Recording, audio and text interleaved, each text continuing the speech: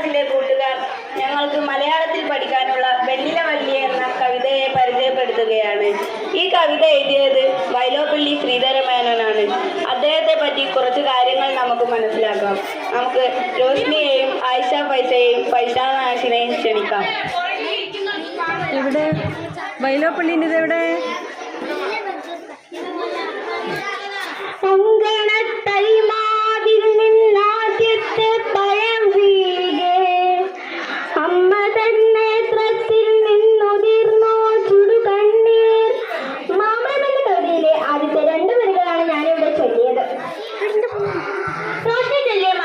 അമ്മയുടെ സ്നേഹത്തിന്റെ പുത്രദുഃഖത്തിന്റെ ആർദ്രമായ വരികൾ വൈലോപ്പിള്ളിയാണ് എഴുതിയത്.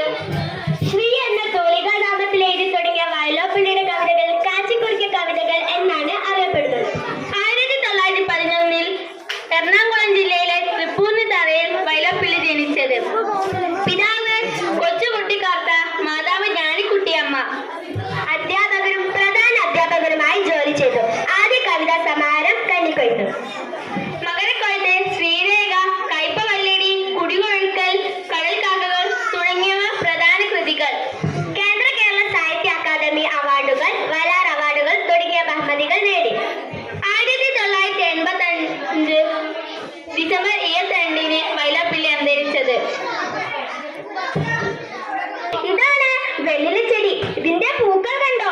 ഓറഞ്ച് നിറത്തിൽ കമ്മൽ പോലെയുള്ള പൂക്കൾ. ഇവയുടെ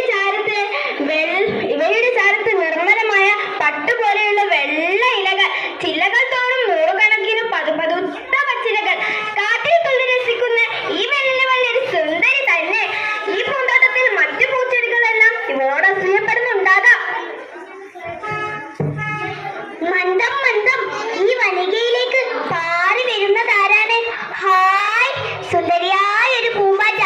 അവൾ വായുവിലൂടെ നീന്തി വരുമ്പോൾ ഏതോ ദേവത വരുമ്പോഴെയാണ് തോന്നിയത്. എന്തൊരു ഭംഗിയാണ് അവളെ കാണാൻ. ഭൂമിയിലേക്ക് വിരുന്നു വരുന്ന മഴവില്ലിന്റെ മകളെ പോലെയുണ്ട്. പൂന്തോട്ടത്തിലെ എല്ലാ പൂച്ചെടികളും അവളെ മാടി വിളിക്കുകയാണല്ലോ. എന്ത് ഭംഗിയായി കാണാൻ.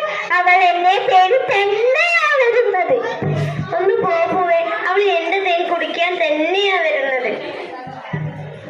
ഇല്ല ഇല്ല, എന്റെ സൗന്ദര്യം കണ്ടിട്ട് തന്നെയാണ് പാറി വരുന്നത്.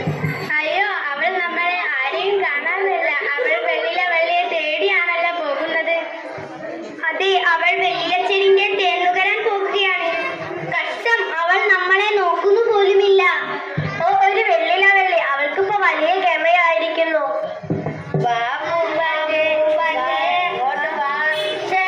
അവൾ ഇങ്ങോട്ട് നോക്കുന്ന പോലുമില്ല. നിന്നെ കാണാൻ മഴവില്ലിന്റെ മകളെ പോലെയുണ്ട്. വായുവിലൂടെ നീന്തുന്ന ദേവതയെ പോലെ മനോഹരിയായിരിക്കുന്നു നീ. വെള്ളിലവല്ലി, നിന്നെ മാത്രം തേടിയാണ് ഞാൻ വന്നിരിക്കുന്നത്. സത്യമാണോ പൂമ്പാറ്റേ? ഈ വനികയിൽ മറ്റേതെല്ലാം പൂച്ചെടികൾ പൂത്തു നിൽക്കുന്നു. എന്നിട്ട് നീ എന്നെ തേടി, എന്നെ മാത്രം തേടി വന്നിരിക്കുകയാണോ? എന്റെ പുണ്യമെന്നല്ലാതെ മറ്റെന്തു പറയേണ്ടു? വെള്ളിലവല്ലി, നീ എത്ര സുന്ദരിയാണ്, അതുപോലെ എത്ര നന്മയുള്ളവളാണ്. പൂമ്പാറ്റേ,